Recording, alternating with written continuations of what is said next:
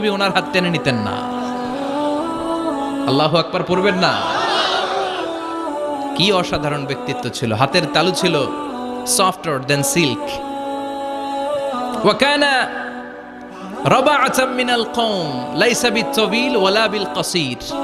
বিশ্বনবী দেখতে একজন মাঝারি গড়নের লোক ছিলেন, খুব লম্বাও না খুব খাটোও না। খুব বেশি লম্বাদেরকে ভাল লাগে? কথা বলেন।